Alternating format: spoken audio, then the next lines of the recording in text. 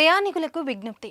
స్టేషన్లో ఉన్న ప్రయాణికులందరూ జాగ్రత్తగా ఉండండి. పట్టాలపై ఎవరు వెళ్ళకండి అని అనౌన్స్మెంట్ వచ్చేసింది.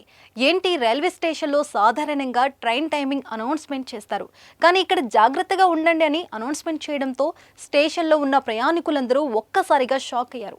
రైల్వే స్టేషన్లో అధికారుల హడావుడి. రైల్వే పోలీసులు ప్రయాణికులను ప్లాట్ఫామ్ దగ్గరకు వెళ్లకుండా చూడటం. ఏదో జరుగుతోందని ప్రయాణికులకు అర్థమైంది. అసలేమైందో మీకు కూడా అర్థం కావటం లేదు కదా? అయితే మీరే ఈ వీడియో చూసేయండి. మీరు కొత్తగా బిజినెస్ స్టార్ట్ చేయాలనుకుంటున్నారా? మార్చ్ 16-17 హైటెక్స్ లో ఫ్రాన్సెస్ ఇండియా బిగ్గెస్ట్ ఫ్రో ఎక్స్పో.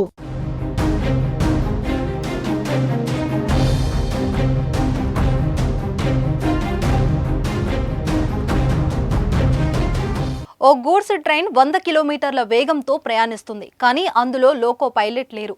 దీంతో రైల్వే అధికారులు ఒక్కసారిగా భయాందోళనకు గురయ్యారు. ఇలా ఈ గూడ్స్ ట్రైన్ 5 స్టేషన్లను దాటుకుని వేగంగా ముందుకు దూసుకెళ్తుంది. ఇదేంటి, లోకో పైలట్ లేకుండా ట్రైన్ ఎలా ప్రయాణిస్తుందని అనుకుంటున్నారా? అయితే ఇక్కడే ఉంది అసలు కథ. అదేంటో చూసేద్దామా? లోకో పైలట్ లేకుండానే ఒక గూడ్స్ రైలు పట్టాలపై పరుగులు తీసిన ఘటన జమ్మూ కాశ్మీర్లో జరిగింది. 100 కిలోమీటర్ల వేగంతో సుమారు 80 కిలోమీటర్ల దూరం ప్రయాణించింది కూడా. ఇది చూసి అంతా షాక్ అయ్యారు. ఈ వీడియో క్లిప్ ప్రస్తుతం సోషల్ మీడియాలో వైరల్ అయింది.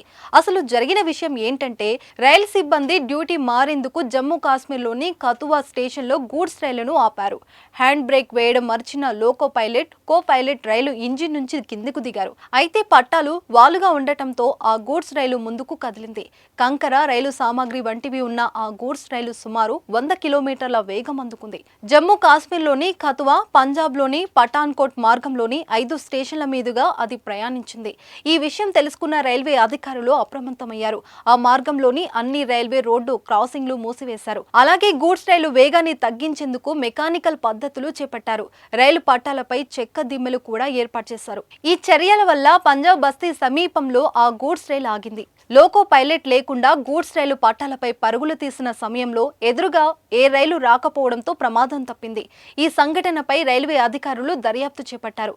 మరోవైపు ఈ వీడియో క్లిప్ సోషల్ మీడియాలో వైరల్ గా మారింది.